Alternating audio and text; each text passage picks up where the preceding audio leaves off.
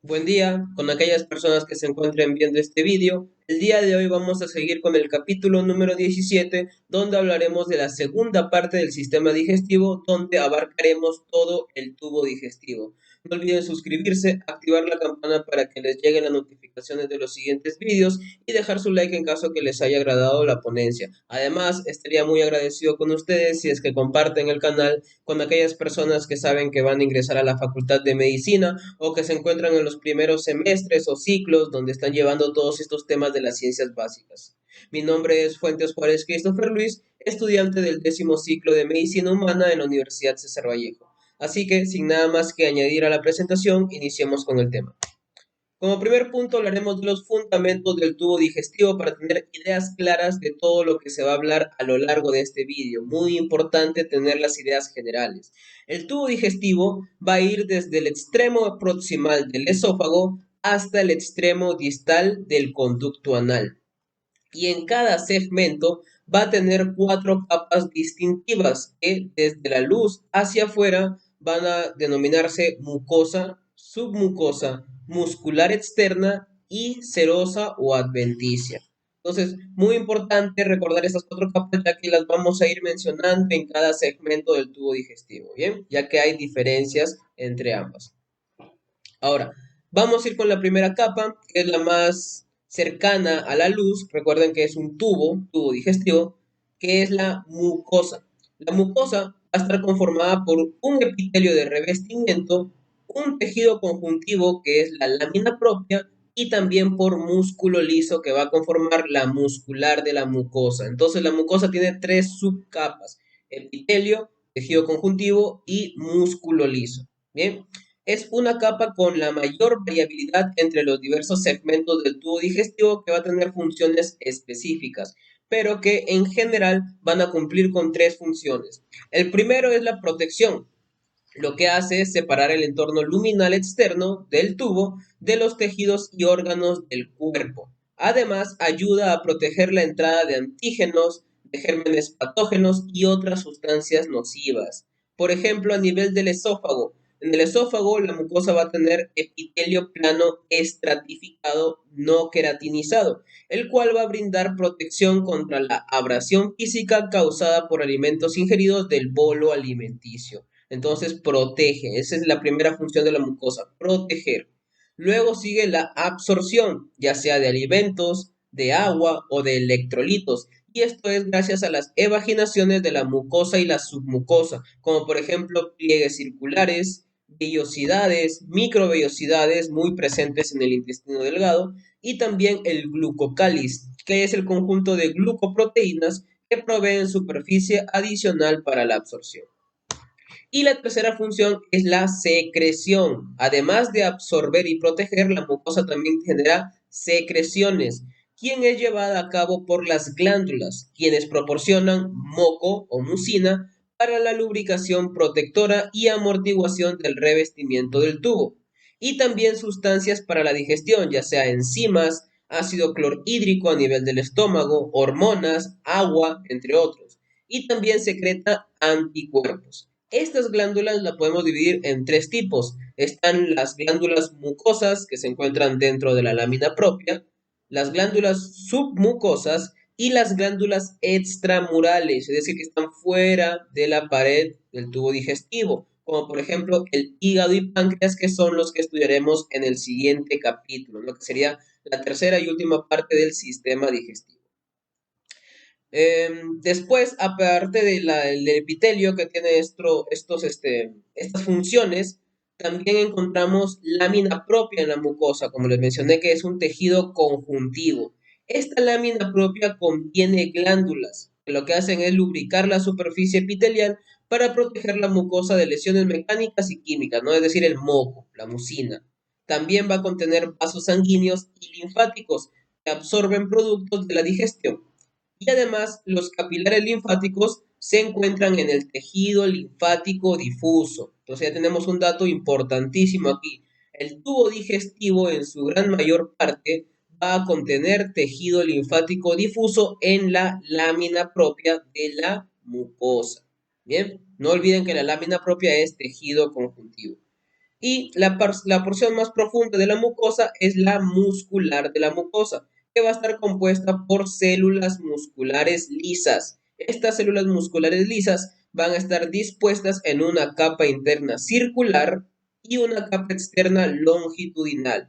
Bien, su contracción, recuerden que es músculo, su contracción produce el movimiento de la mucosa para facilitar la absorción y secreción, no es el peristaltismo. El peristaltismo es otra cosa que mencionaremos más adelante. La contracción de la muscular de la mucosa simplemente apoya para facilitar la absorción y secreción.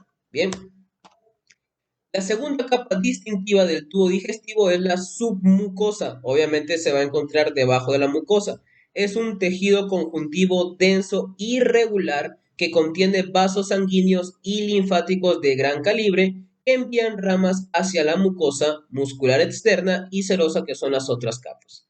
La submucosa también se va a caracterizar por contener un plexo nervioso que genera fibras sensitivas para así formar el sistema nervioso entérico.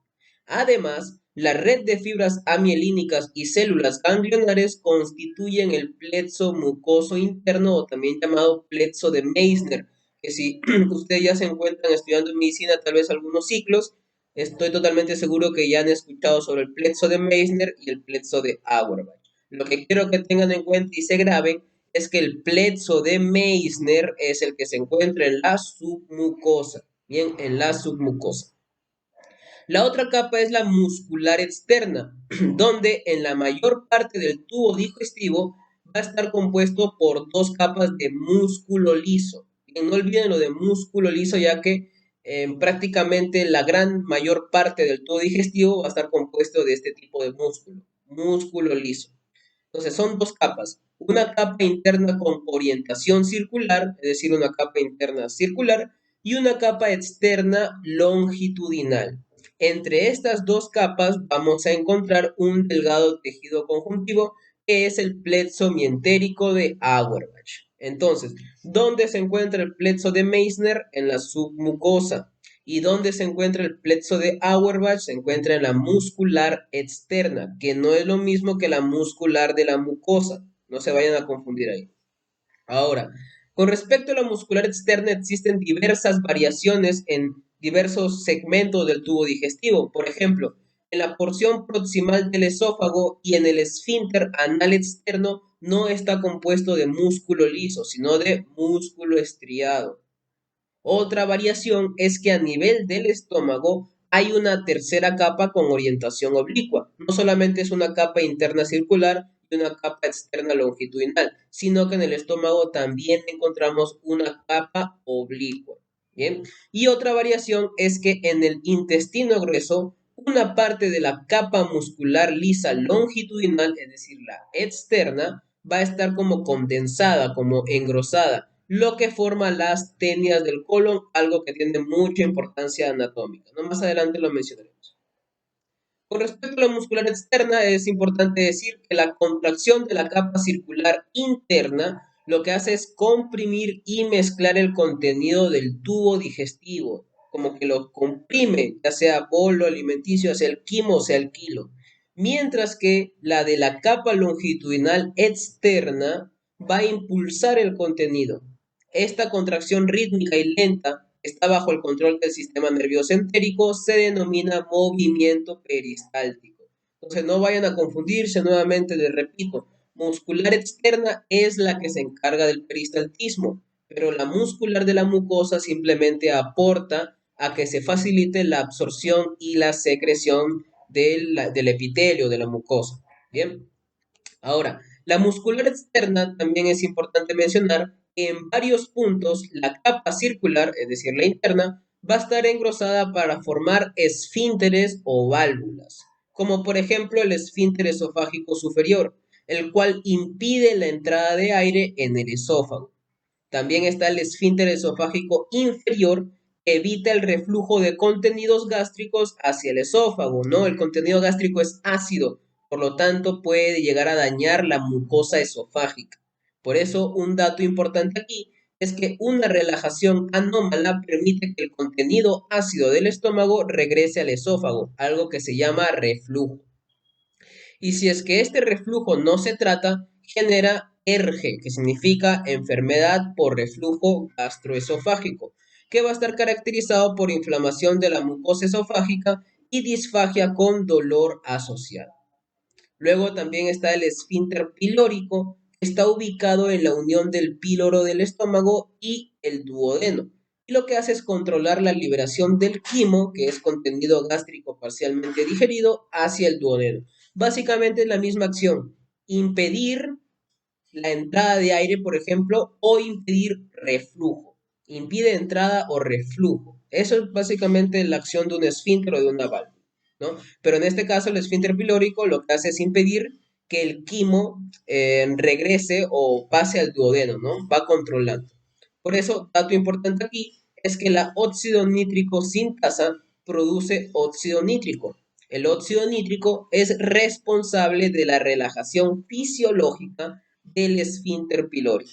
Alguna falta de la óxido nítrico sintasa va a causar estenosis pilórica hipertrófica, que es una afección que ocurre con mayor frecuencia en las primeras 2 a 12 semanas de la vida, lo que ocasiona la obstrucción del flujo del quimo hacia el duodeno. El quimo no puede pasar del estómago al duodeno, sino se mantiene ahí. Por lo tanto, hay una posterior vómito en proyectil que va a caracterizarse por estar sin bilis, es decir, no tiene coloración verdosa. ¿Qué va a ocurrir después de la alimentación?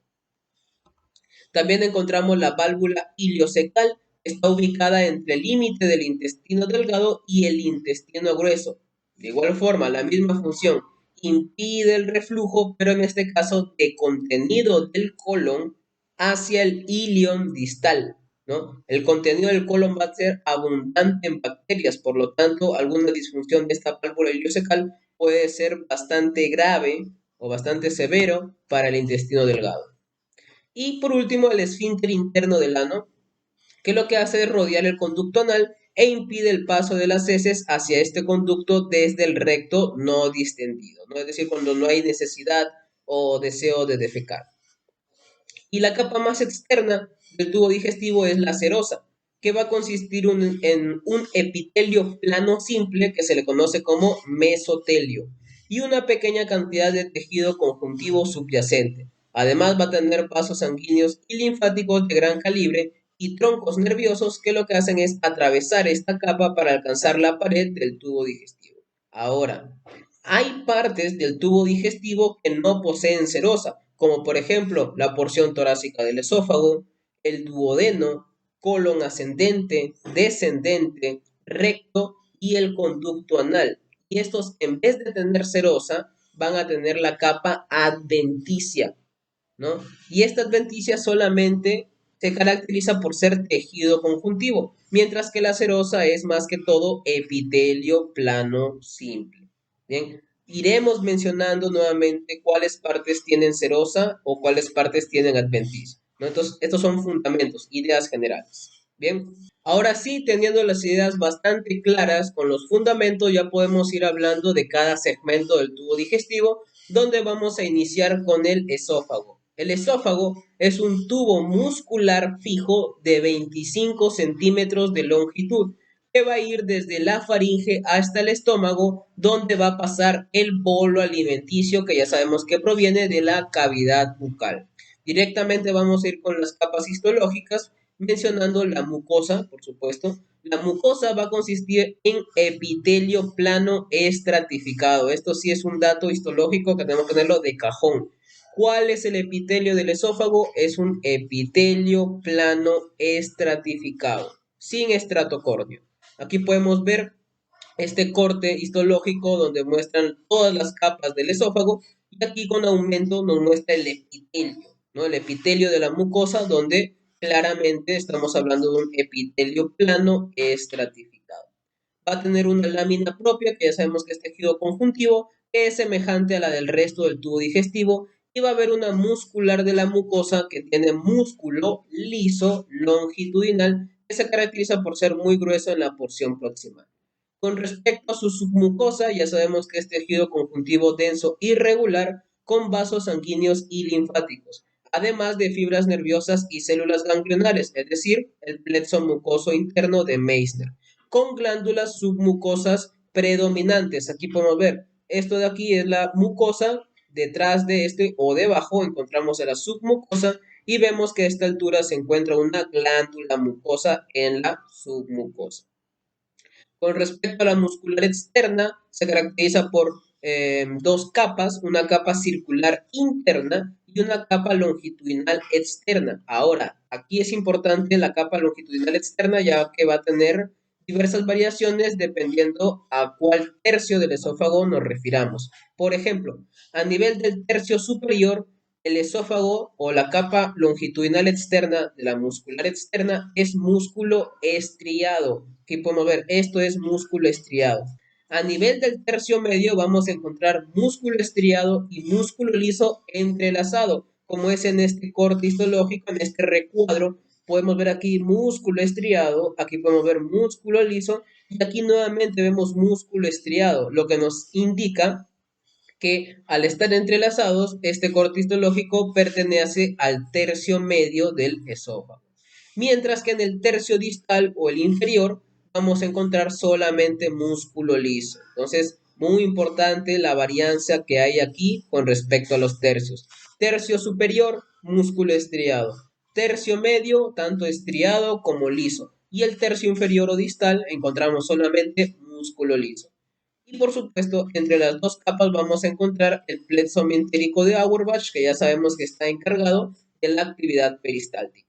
Y con respecto a la capa externa, el esófago se caracteriza en prácticamente toda su longitud, o la gran mayoría, por adventicia, a excepción de la parte que es introducida en la cavidad abdominal, donde es serosa. Bien, entonces solamente la parte del esófago que está cercano al estómago, ¿no?, que se encuentra en la cavidad abdominal, es seroso y por lo tanto epitelio plano simple. Sin embargo, la parte torácica del cuello, inclusive parte a nivel de la cabeza, va a ser adventicia, pero no serosa.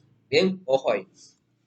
Con respecto a las glándulas de la pared del esófago, van a ser de dos tipos. Encontramos las glándulas esofágicas, que se encuentran ubicadas en la submucosa, ¿no? Aquí lo podemos ver, esta es una glándula esofágica. Van a estar dispersas a todo lo largo del esófago y su conducto excretor es epitelio plano estratificado, al igual que tiene la mucosa, no su epitelio. Producen moco levemente ácido que va a ser lubricante de la pared luminal, ¿no?, para la protección. Y también van a haber glándulas esofágicas cardiales, las cuales se encuentran en la lámina propia de la mucosa, presentes en la parte inicial y terminal del esófago, y lo que hacen es producir moco neutro.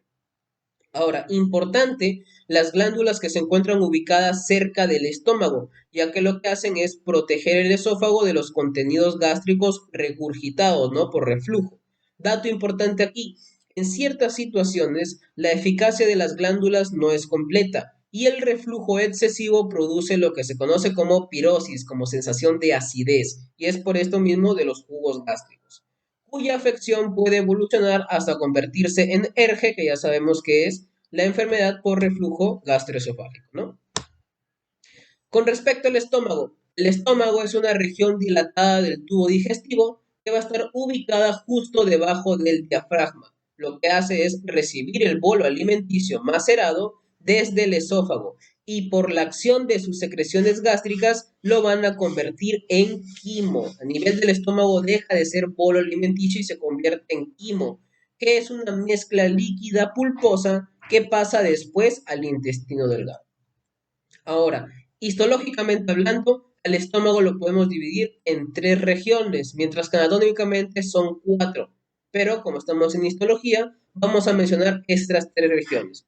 Tenemos la región cardial, que es aquella que está cercana al orificio esofágico que contiene las glándulas cardiales.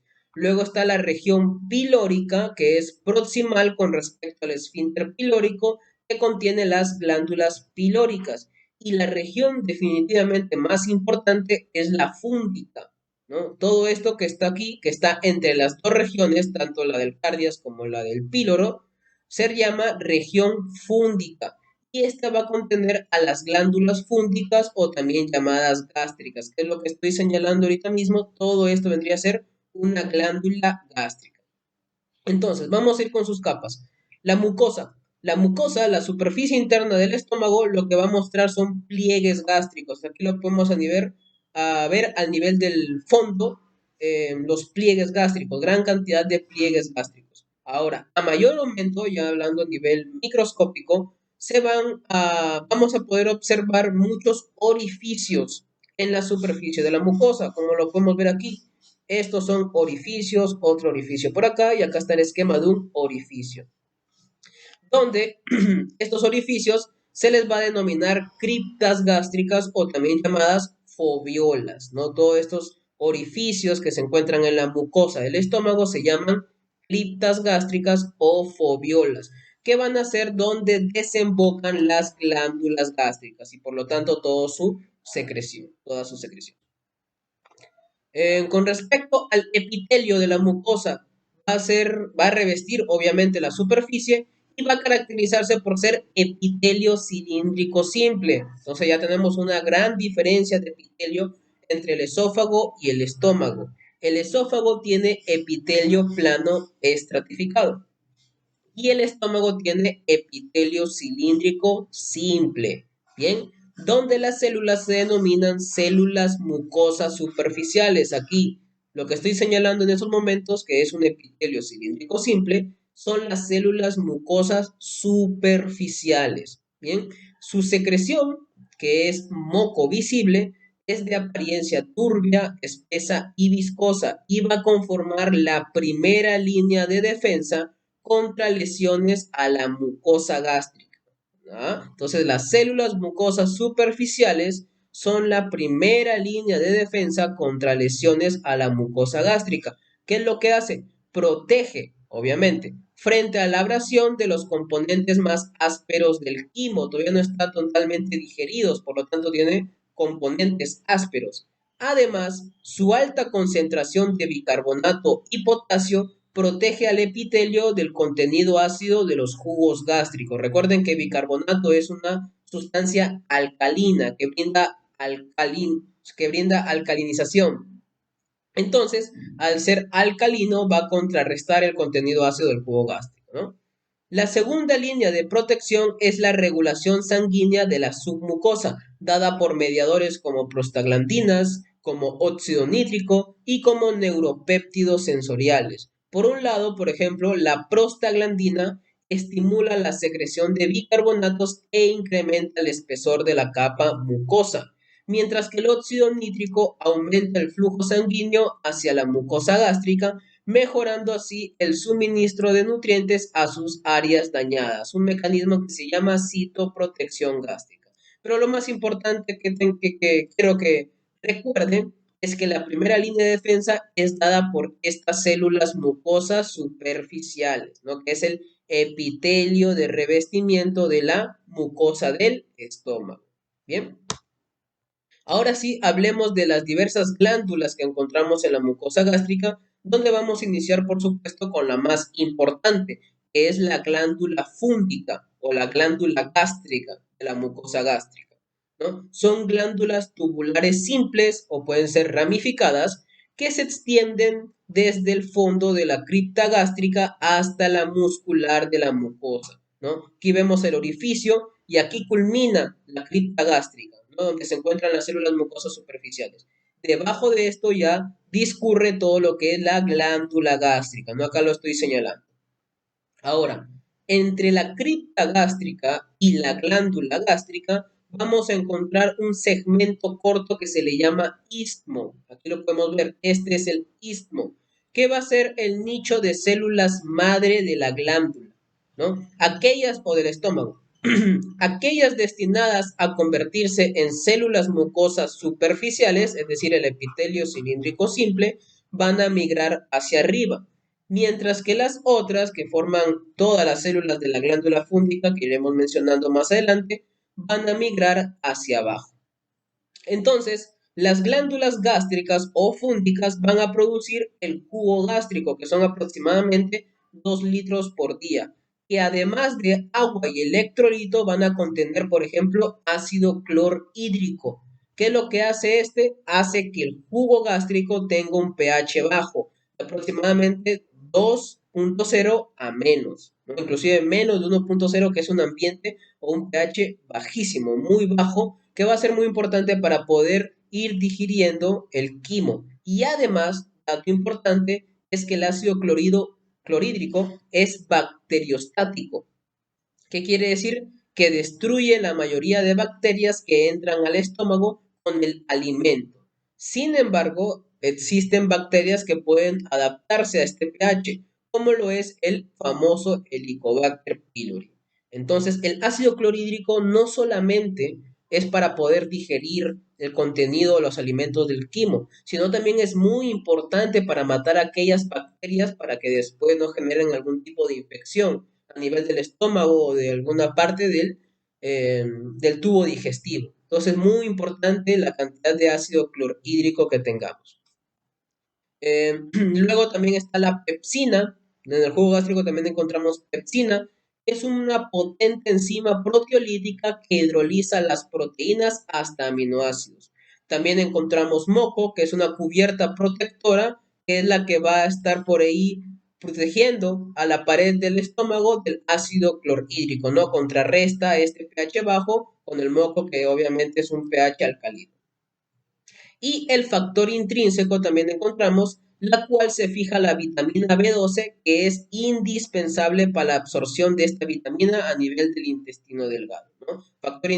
El factor intrínseco se necesita para que nosotros podamos absorber vitamina B12.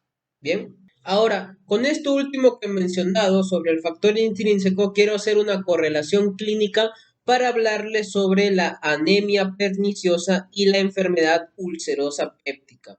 Solo como introducción, la aclorhidria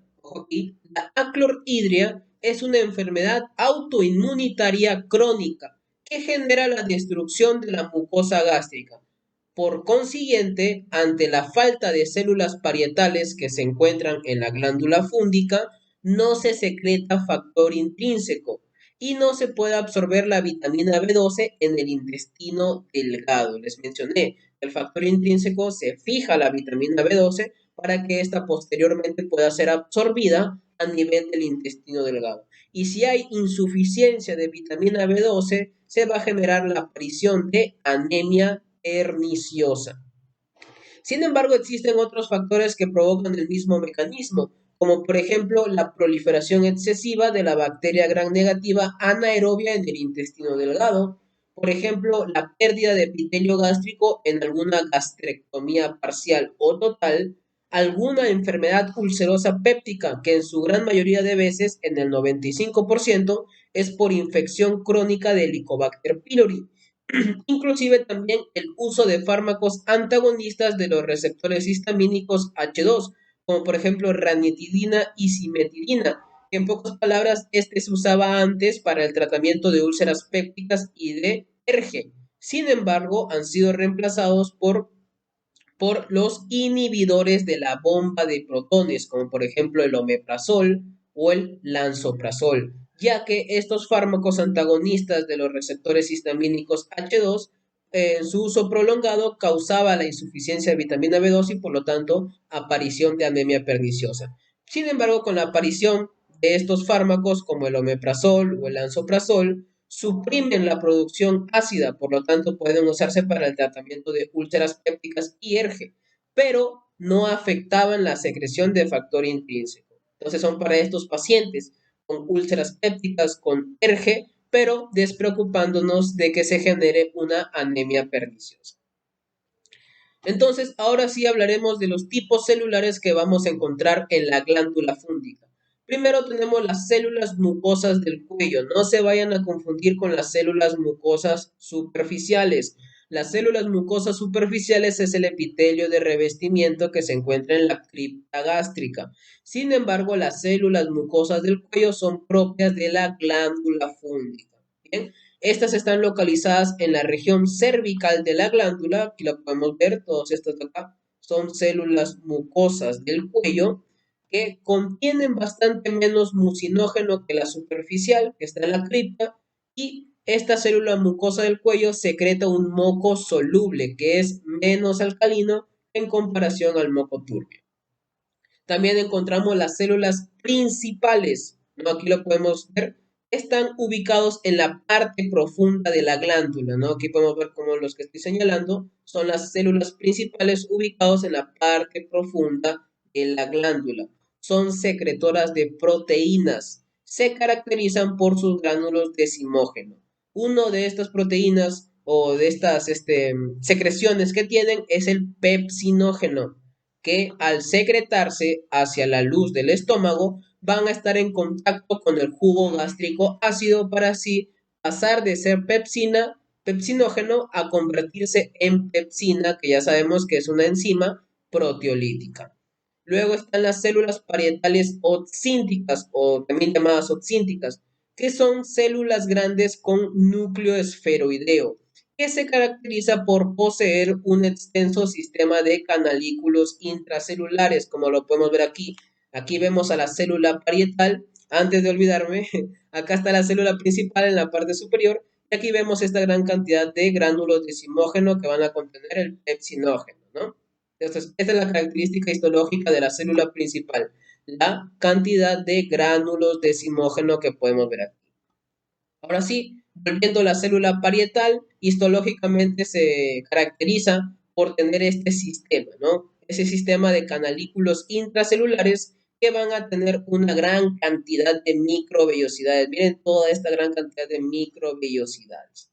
Y además, en el citoplasma contiguo hay un sistema membranoso túbulo vesicular. Pero lo importante o la característica que quiero que tengamos en cuenta, que se puede visualizar este sistema de canalículos intracelulares en la célula parietal, ¿no? O también llamada célula oxíntica. Ahora, estas células parietales van a tener tres tipos de receptores para sustancias que activan la secreción de ácido clorhídrico. Esta es la función o una de las funciones de las células parietales, secretar ácido clorhídrico. Entonces, los receptores para que se pueda realizar esta secreción están los de gastrina, que es el mecanismo principal, los receptores histamínicos H2 y los receptores acetilcolínicos M3. ¿Bien? Independientemente de cuál sea el receptor que sea estimulado, después de esta estimulación de los receptores van a producir estos pasos que voy a mencionar a continuación. Primero es la producción de iones hidrógeno por la acción de la enzima carbonato deshidratasa. Bien, aquí podemos ver a esta enzima que es la carbonato deshidratasa. ¿Qué es lo que va a suceder? Lo que sucede es que esta enzima cataliza la combinación de H2O y CO2. El H2O, por un lado, se va a encontrar en la luz del estómago, aquí lo podemos ver a la molécula cómo ingresa, mientras que el CO2, que es el dióxido de carbono, va a difundir hacia la célula a través de la membrana basal. Aquí la podemos ver al dióxido de carbono cómo ingresa a través de la membrana basal. Entonces, se junta tanto el H2O como el CO2 por la acción de la carbonato deshidratasa y va a producir ácido carbónico, que es H2CO3. Rápidamente, esta se va a disociar en moléculas de hidrógeno y moléculas de bicarbonato. Se vuelve a separar este ácido carbónico. Y acá podemos ver cómo el bicarbonato nuevamente sale de la célula y se queda libre las moléculas de hidrógeno ya en el citoplasma de la célula parietal. Entonces, hasta este punto ya se produjeron iones hidrógeno, que ya sabemos que es gracias a la acción de la carbonato deshidratasa. ¿Cuál es el segundo paso? El transporte de iones hidrógeno hacia la luz de los canalículos por acción de la bomba de protones ATPasa hidrógeno potasio. Aquí podemos verla. Esta es la bomba de protones ATPasa hidrógeno potasio. Aquí está todo el sistema de canalículos y podemos ver que ya se encuentra potasio en la luz de estos canalículos que por la acción de esta bomba va a ingresar a la célula y va a poder salir hidrógeno de esta, ¿no? Aquí podemos ver cómo ya la molécula de hidrógeno sale del citoplasma y se dirige a la luz de estos canalículos. El siguiente paso es el transporte de potasio y cloro hacia la luz de los canalículos mediante la activación de los canales de potasio y cloro que son uniportadores. Aquí podemos ver canal uniportador de cloro que va a hacer que el cloro que se encuentra en el citoplasma salga hacia la luz de los canalículos. Mientras que el potasio de igual forma sale hacia la luz de los canalículos para posteriormente ser intercambiado por hidrógeno, como ya lo mencionamos. Entonces, hasta este punto ya tenemos el cloro y ya tenemos el hidrógeno en la luz de los canalículos de la célula parietal. Y el último paso sería que se junten para así formar el ácido clorhídrico a partir del hidrógeno y cloro que ya se encuentran en la luz de estos canalículos, ¿no? Acá podemos ver cómo se juntan y ya forma el ácido clorhídrico. Aquí está. Entonces, así es como se forma ácido clorhídrico, que ya sabemos cuál es su función. Las células parietales, además de secretar este ácido clorhídrico, también secreta el factor intrínseco, ¿no? Que ya sabemos cuál es su función. Y la secreción va a ser estimulada por los mismos receptores que desencadenan la secreción del ácido gástrico, es decir, los receptores de gastrina, los receptores histamínicos H2 y los receptores acetilcolínicos M3. Aquí hacer una correlación clínica con el síndrome de Zollinger-Ellison, ¿no?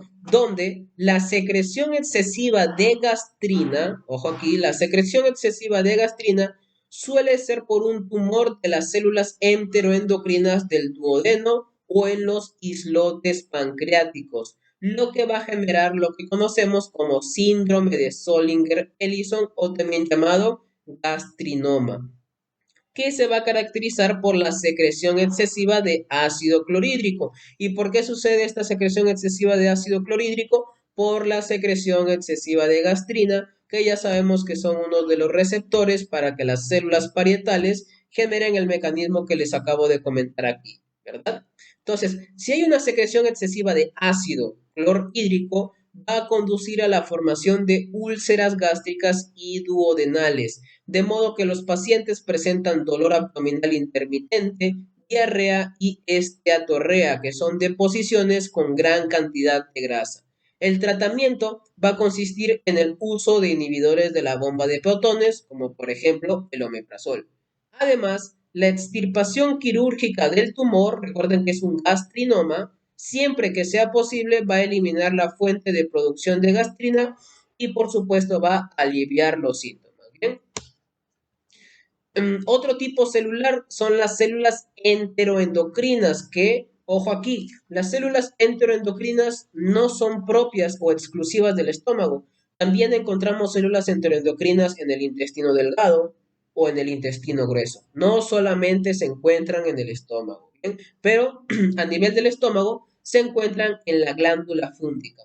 Su mismo nombre lo dice, ¿no? Endocrino. ¿Qué quiere decir? Que secretan sus productos, que son hormonas, hacia la lámina propia o los vasos sanguíneos subyacentes. En general, se pueden distinguir dos tipos de células enteroendocrinas. Tenemos las células cerradas, que aquí lo podemos ver, que son las más abundantes, pequeñas, que se apoyan sobre la lámina basal. Acá podemos ver la lámina basal y aquí se apoya la célula enteroendocrina. Y no siempre alcanzan la luz, ¿no? Aquí podemos ver cómo ya cierran las otras células y no alcanzan la luz. Y el otro tipo son las células abiertas, aquellas que poseen una extensión citoplasmática. Aquí lo podemos ver. Una extensión citoplasmática delgada que tiene también microvellosidades expuestas a la luz glandular, tomando muestras del contenido de la luz glandular y liberando las hormonas de acuerdo con la información obtenida. Bien, entonces de esto se encargan las células enteroendocrinas. Eso fue todo con respecto a la glándula fúngica, ¿no? Todos los tipos de células, saber cuál es la función de cada una es importante y ya los hemos mencionado. La otra glándula que encontramos en la región del cardias es la glándula cardial. Estas son glándulas tubulares que rodean el orificio esofágico, como ya lo mencionamos, están compuestas por células secretoras de moco, que contribuyen a formar el jugo gástrico y ayuda a proteger el epitelio esofágico contra el reflujo.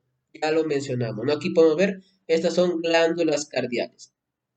También está la glándula pilórica, que son glándulas tubulares ubicadas en el antro pilórico, su mismo nombre lo dice, con una secreción bastante viscosa. Son similares a las células mucosas superficiales y contribuyen a proteger la mucosa pilórica. Entonces, tanto la glándula cardial como la glándula pilórica, su función es básicamente la misma, que es proteger la pared del tubo digestivo ante el jugo gástrico que es ácido, ¿no? No como la glándula fúngica, que tiene muchas más funciones, ya sea la del factor intrínseco, por ejemplo, ¿no? Y con respecto a la renovación celular epitelial en el estómago, ¿no? Cada cuánto tiempo se van renovando estas células. Las células mucosas superficiales se renuevan de 3 a 5 días. Las células parietales de 150 a 200 días.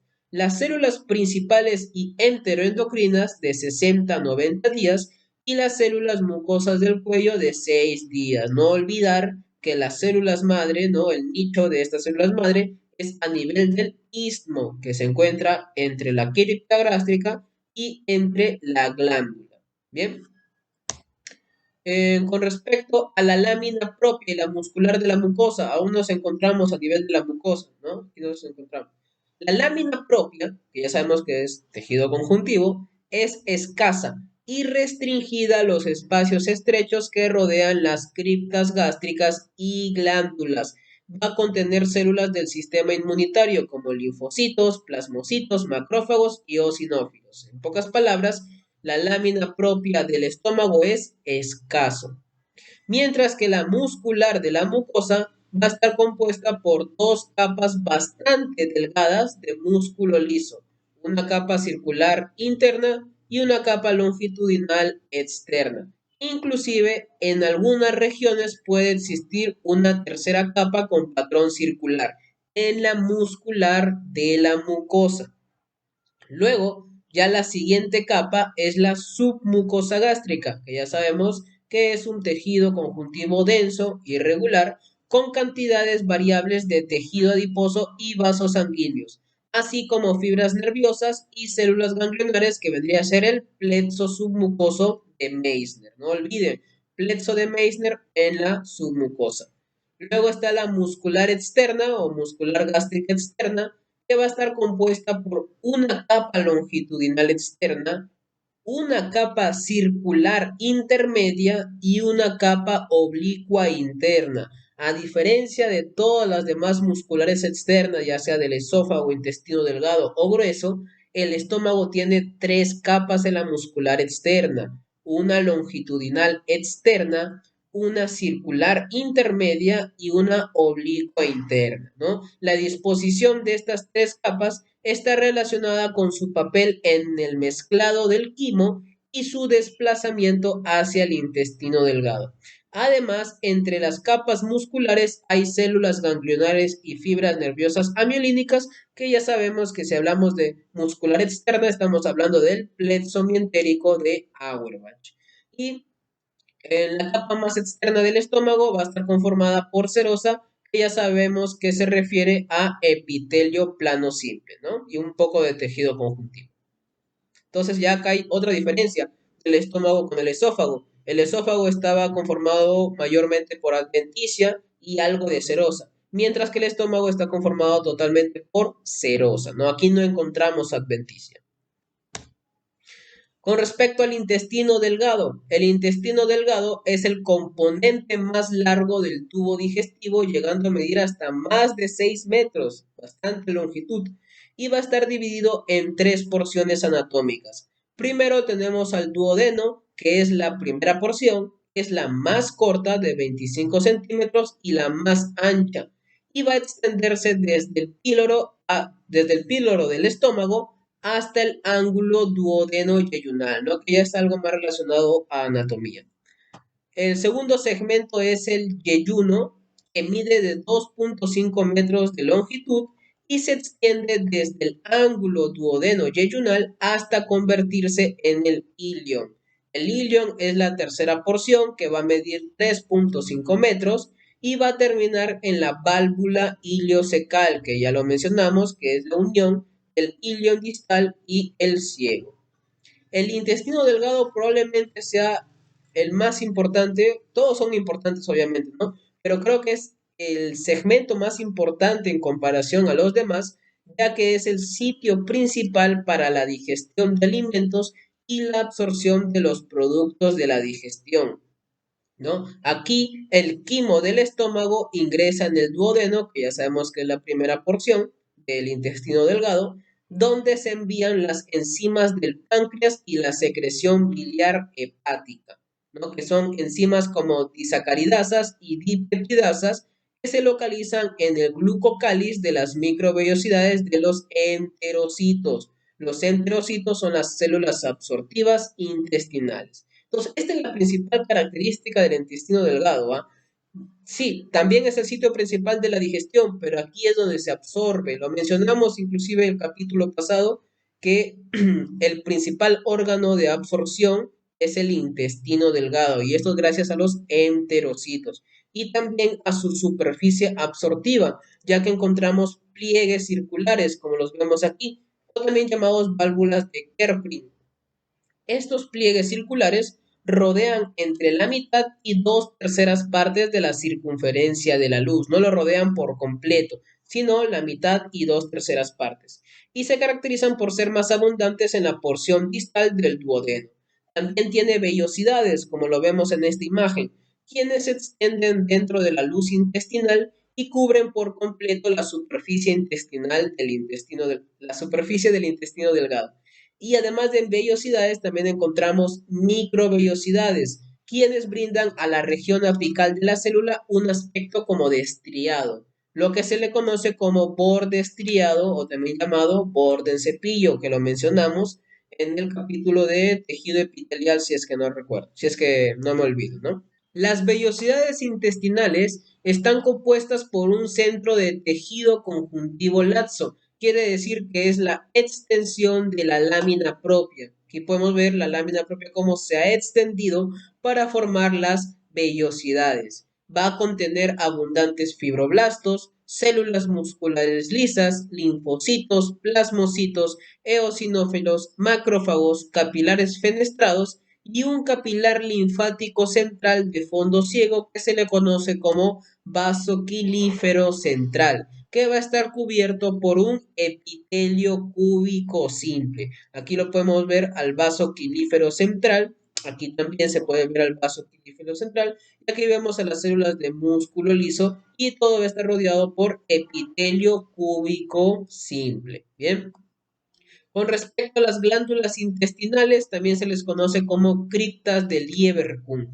Estas glándulas intestinales, aquí la podemos ver, aquí lo señala en este esquema, van a estar compuestas de epitelio cilíndrico simple, al igual que el epitelio de revestimiento del estómago, ¿no? Pero acá las criptas de Lieberkühn, que son las glándulas intestinales, son epitelio cilíndrico simple. Bien, y se van a extender desde la muscular de la mucosa a través del espesor de la lámina propia, desembocando a la altura de la base de las vellosidades, ¿no? Aquí lo podemos ver, la altura, a nivel de la altura de la base de las vellosidades, aquí es donde desemboca la glándula intestinal o también llamada cripta de Lieberkühn. La lámina propia de la mucosa del intestino delgado va a contener numerosos nódulos de tejido linfático que son particularmente grandes y abundantes a nivel del ilion. Aquí, a nivel del ilion, donde son particularmente grandes y abundantes, van a denominarse conglomerados linfonodulares ileales o también llamadas placas de Peyer. Definitivamente eh, seguramente ya hayan escuchado de esto, ¿no? De las placas de Peyer que se encuentran en el ilion del intestino delgado. ¿Qué son las placas de Peyer? Son conglomerados de nódulos de tejido linfático en la lámina propia de la mucosa. ¿Bien? Y con respecto a la muscular de la mucosa, la típica, compuesta por dos capas delgadas de células musculares lisas, que una es una circular interna y la otra es la longitudinal externa, ¿no? Típico. Entonces, ¿cuáles son los tipos celulares que encontramos a nivel de las glándulas intestinales o a nivel del intestino delgado? Encontramos primero que nada enterocitos. Ya mencionamos que eran las células absortivas, ¿no? Entonces, los enterocitos son células cilíndricas altas absortivas desde la luz del intestino hacia el sistema circulatorio. Aquí podemos ver, esto es un enterocito, son cilíndricas, ¿no? Sus microvellosidades, aquí podemos ver, sus microvellosidades van a conformar el borde estriado, como ya lo mencionamos, donde cada microvellosidad va a estar insertada en el velo terminal, que es algo que hablamos con profundidad en el capítulo de tejido epitelial, si es que bien lo recuerdo, ¿no? Entonces, aquí podemos ver la microvellosidad que se ancla en el velo terminal y se le denomina a este conjunto de microvellosidades del intestino delgado como borde estriado. Bien, ahora, los complejos de unión o las uniones ocluyentes van a permitir la retención selectiva de sustancias absorbidas por los enterocitos, es decir, una absorción selectiva, ¿no? También es un gran mecanismo de defensa este.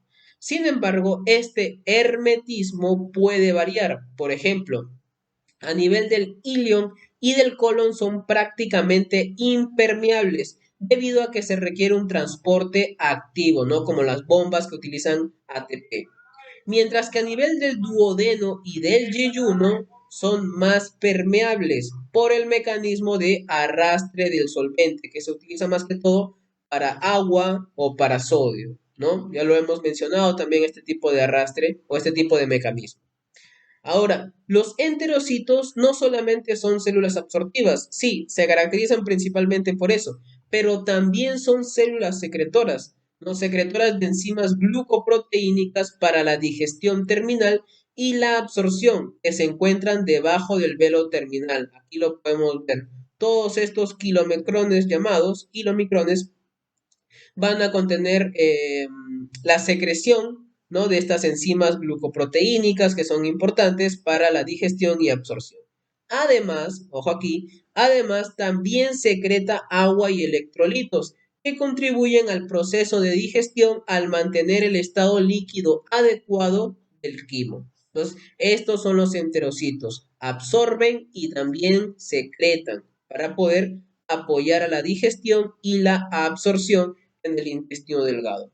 Otro tipo de células son las células caliciformes. Estas células caliciformes son glándulas unicelulares, aquí podemos ver una célula caliciforme, que son productoras de moco. Bien, son productoras de moco o de mucina y van a estar dispersas en todo el epitelio intestinal, donde la acumulación de sus gránulos está en la región apical. Aquí podemos ver todos estos gránulos de mucina, de moco. Y ya sabemos que el moco es importante para la protección, ¿no? Para una capa protectora. También encontramos las células de Paneth. Estas son localizadas en las bases de las glándulas. Aquí lo encontramos en este corte histológico, ¿no? Unas células de Paneth. Lo que hacen es mantener la inmunidad innata, controlan la microbiota bacteriana a nivel de la mucosa mediante la secreción de sustancias antimicrobianas. Luego están las células enteroendocrinas. Les mencioné que no solamente se encuentran en el estómago, también se encuentran aquí en el intestino delgado. Producen varias hormonas endocrinas y paracrinas para la regulación de funciones como secreción pancreática, como la inducción de la digestión y la absorción, así como el control de la homeostasis energética, pero esto ya son más temas de fisiología y por lo tanto no voy a hablar profundamente de esto, ¿no? Estamos hablando solamente de histología. También encontramos células M, ¿no? Estas células M, aquí podemos ver un esquema de una célula M, son células epiteliales transportadoras de antígeno. Ya sabemos a qué nos referimos con transportadora de antígeno, que cubren las placas de Peyer. En las células M cubren las placas de Peyer, que es donde transportan microorganismos y otras macromoléculas desde la luz intestinal. Una característica que va a diferenciar las células M de otras células como los enterocitos es que en su superficie apical, aquí donde está esta flecha, van a tener micropliegues. No encontramos microvellosidades en las células M, encontramos micropliegues, ¿no? Hay micropliegues en lugar de microvellosidades. Estos micropliegues van a tener abundantes receptores de la glucoproteína 2, que lo que hacen es fijar macromoléculas específicas y bacterias gram negativas,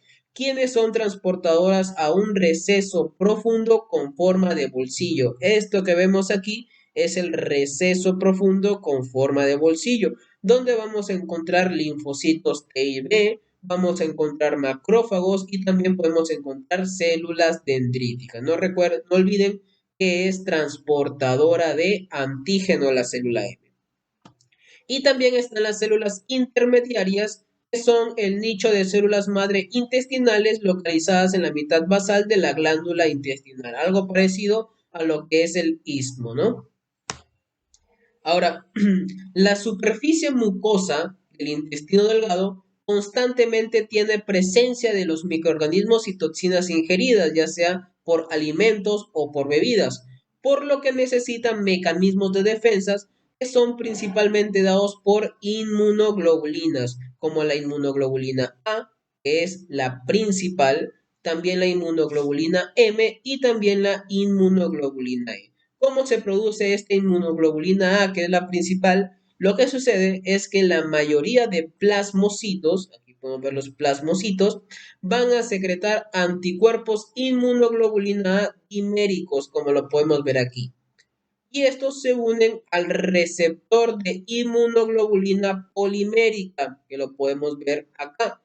Está localizado en el dominio basal de las células epiteliales. Entonces, se unen tanto el anticuerpo inmunoglobulina dimérico con el receptor de inmunoglobulina polimérica para experimentar endocitosis. Acá podemos ver el proceso de endocitosis y se transporta a través del epitelio hasta la superficie del enterocito, ¿no? Vendría a ser el mecanismo de transitosis.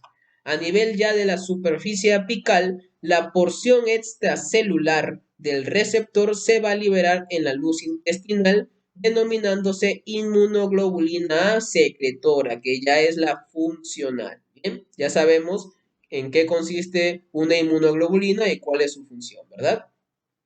Con respecto a la submucosa del intestino delgado va a ser un tejido conjuntivo denso con cúmulos de adipocitos. Además, tiene una característica distintiva del duodeno, que es la presencia de glándulas submucosas o de Brunner. Entonces, esta es la manera de cómo podemos diferenciar al duodeno del yeyuno o del ilio. Y es que en el duodeno vamos a encontrar estas glándulas de Brunner.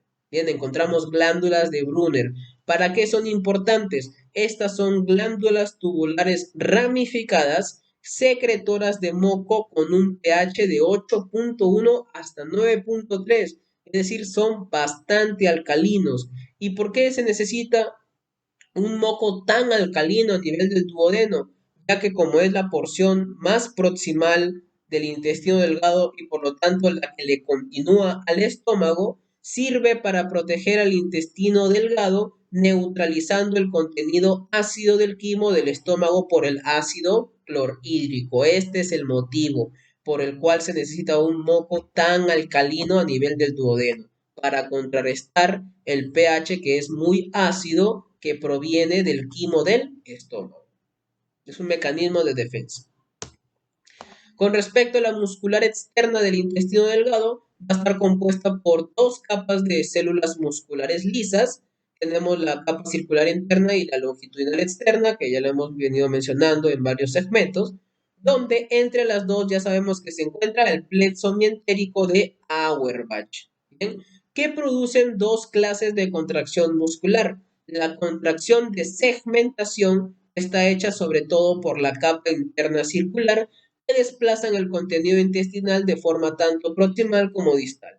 Y el más importante, que es el movimiento peristáltico, también llamado peristaltismo, es una acción coordinada de las capas musculares circular y longitudinal que desplaza distalmente el contenido intestinal, ¿no? Acá podemos ver el músculo liso, una capa, aquí podemos ver la otra capa de músculo liso, esta es la circular y esta es la longitudinal, y aquí podemos ver que entre las dos se encuentra este plexo mientérico de Auerbach, ¿no? La N de neurona, la de nervio, digo, la SN de soma neuronal, y bueno.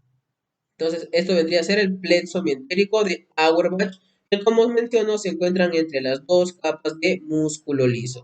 Y la capa más externa de intestino delgado, que está conformado por serosa, no es adventicia, es serosa, que, como vuelvo a repetir, se refiere a que es un epitelio plano simple y algo de tejido conjuntivo. Bien. Y por último, el último segmento del tubo digestivo es el intestino grueso. El intestino grueso comprende el ciego con su apéndice vermiforme, el colon que se subdivide en ascendente, transverso, descendente y sigmoides, y también abarca el conducto anal. Entonces vamos a ir con sus capas histológicas. La mucosa.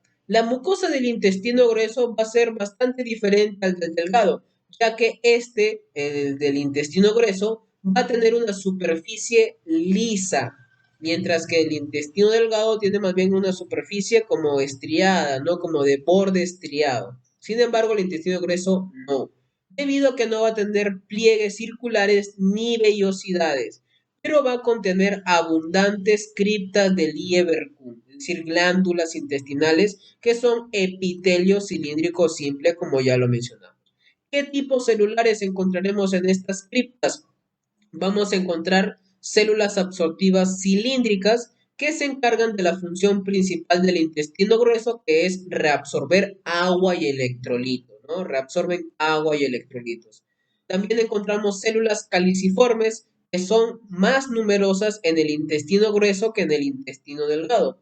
Ya sabemos que las caliciformes producen mucina, moco, que lubrica el intestino y facilita la eliminación de los materiales de desechos sólidos o semisólidos que vendrían a ser las heces fecales, ¿no? Además, el intestino grueso contiene los mismos tipos celulares que el delgado. Hay enterocitos, hay células enteroendocrinas, inclusive células M.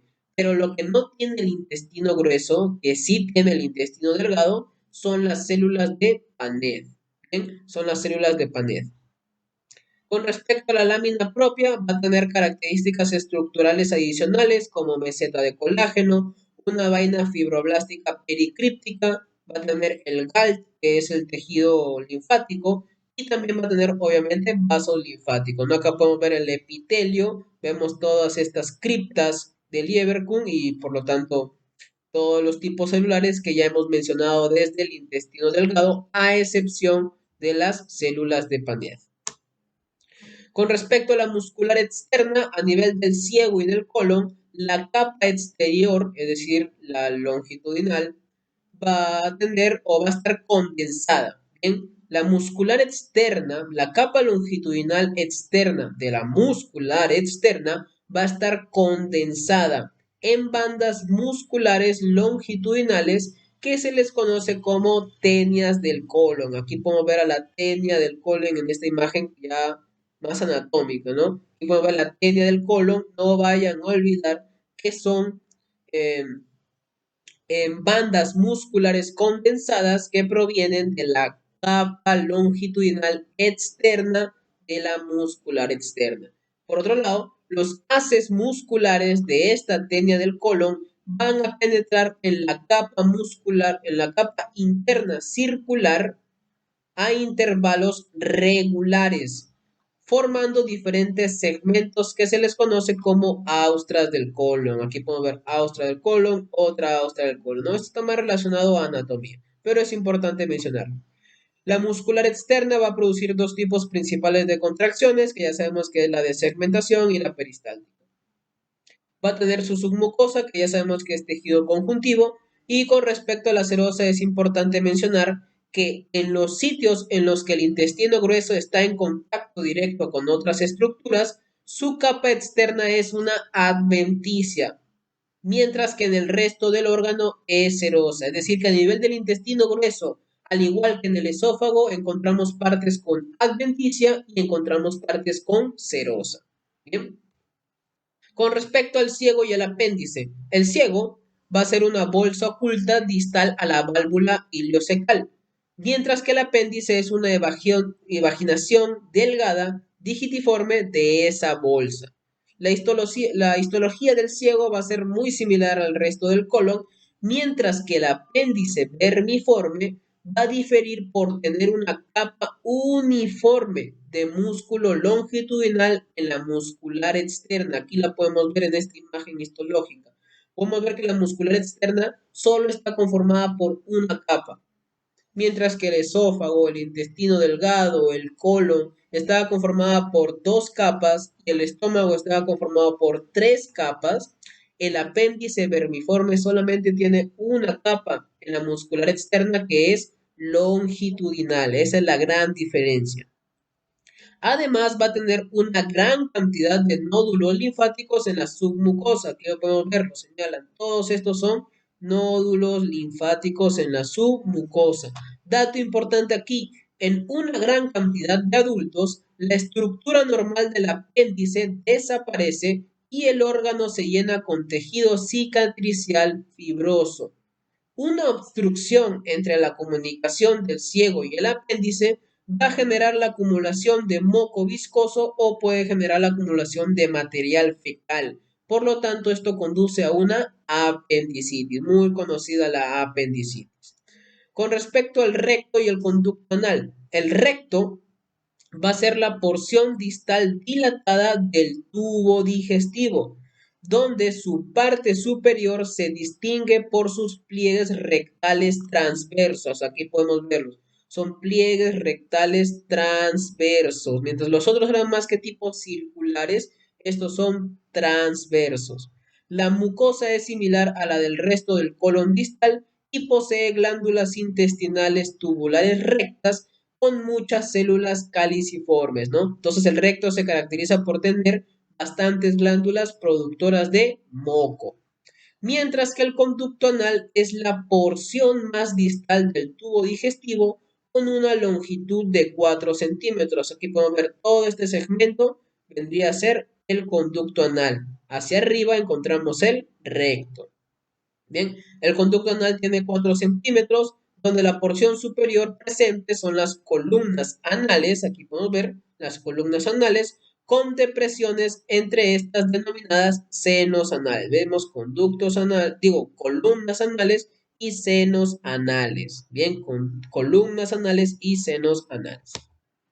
Ahora, el conducto anal va a tener tres zonas de acuerdo con las características de revestimiento. Tenemos, por ejemplo, la zona colorectal, que es la tercera parte superior, que va a contener epitelio cilíndrico simple. Bien, encontramos epitelio cilíndrico simple. Luego está la zona de transición anal, que es el tercio medio, que constituye la transición de epitelio cilíndrico simple de la mucosa rectal y el epitelio plano estratificado de la piel perianal. Mientras que la zona escamosa, que es la tercera parte inferior, va a estar revestida de epitelio plano estratificado que es continuo al de la piel perianal. Es básicamente el mismo juego que sucede en la muscular externa del esófago. Recuerdan que comenzaba como músculo estriado y terminaba como músculo liso. Aquí igual, el conducto anal, pero en el epitelio, va a comenzar como epitelio cilíndrico simple en la parte superior, que es la zona colorectal, y va a terminar como epitelio plano estratificado, que es en la zona escamosa, que es la porción más inferior. Ahora, en el conducto anal, las glándulas anales se extienden dentro de la submucosa e incluso dentro de la muscular externa y van a estar encargadas de secretar moco, ¿no? Mucina. Dato importante aquí, la submucosa de las columnas anales contienen las ramificaciones terminales de la arteria rectal superior y el plexo venoso rectal. La dilatación de estas venas son las hemorroides internas que tienen importancia tanto en la misma ciencia básica, obviamente, en el mismo cuerpo humano, y también es algo que van a ver, por ejemplo, en la rotación con gastroenterología o en la rotación también con cirugía general. La piel que rodea el orificio anal, ¿no? Aquí podemos ver a la piel perianal, contiene glándulas apocrinas que se les conoce como glándulas perianales. Datos importantes también mencionar aquí es que no hay tenias colónicas en el recto. Otra gran diferencia para el recto con el colon es que aquí no encontramos tenias colónicas y la muscular de la mucosa desaparece más o menos a la altura de la zona de transición anal. A este nivel ya no encontramos muscular de la mucosa. Bien, donde la capa circular de la muscular externa, ojo aquí, la capa circular de la muscular externa se engrosa para formar el esfínter anal interno. Aquí lo podemos ver. El esfínter anal interno no es nada más que el engrosamiento de la capa circular de la mucosa, de la muscular, disculpen, de la muscular externa. Mientras que el esfínter anal externo, que es donde estoy señalando, está formado por músculo estriado del periné. Entonces tienen diferente tipo de músculo.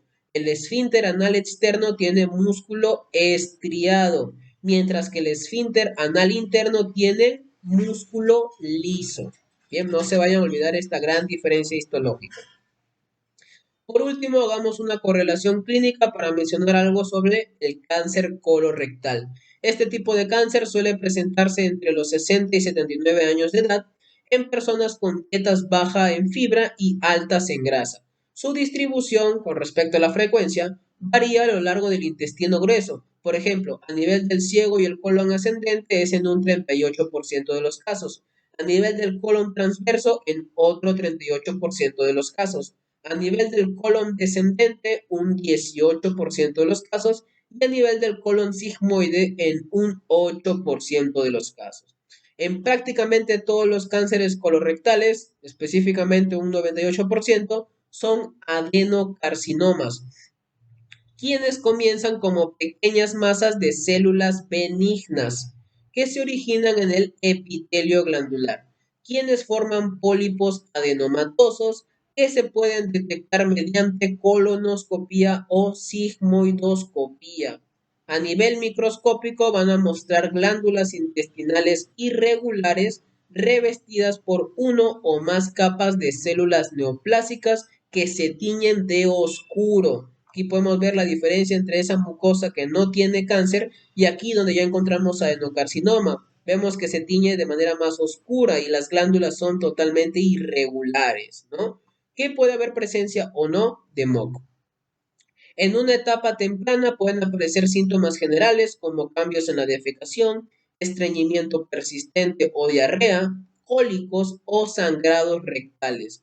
Con una detección temprana, cirugía, radiación y quimioterapia pueden ser tratamientos eficaces. Eso es algo que aplica para todo tipo de cáncer, no para toda rama de oncología, una detección temprana. Por lo tanto, si es que tienes algún familiar que ya se encuentra entre la edad de 60 a 79 años, inclusive antes, no está nada mal en realizarse una colonoscopía o alguna sigmoidoscopía para poder descartar alguna presencia de neoplasia o de cáncer colorectal, ¿no? Recuerden que la prevención a nivel de cáncer es el pilar fundamental para poder prevenir esta enfermedad. Y bien, eso fue todo con respecto a la histología del tubo digestivo. No olviden que como referencia bibliográfica estoy utilizando Histología de Ross, ¿no? Me parece el mejor libro de histología. No olviden suscribirse, activar la campana para que les lleguen las notificaciones de los siguientes vídeos, dejar su like en caso que les haya agradado la ponencia y nuevamente les digo que estaría bastante agradecido que le compartan el canal con aquellas personas que van a ingresar a la Facultad de Medicina o que se encuentran en los primeros ciclos, donde ven todos los temas de las ciencias básicas, ¿no? En biología, histología, anatomía, fisiología, inclusive farmacología creo que también es considerada como ciencia básica. Nos vemos en el siguiente vídeo que va a ser la tercera parte del sistema digestivo, la tercera y última, donde hablaremos de las glándulas extramurales, hablaremos del hígado con su vesícula biliar y hablaremos del páncreas. Bien, nada más que añadir, espero que les haya agradado y nos vemos en el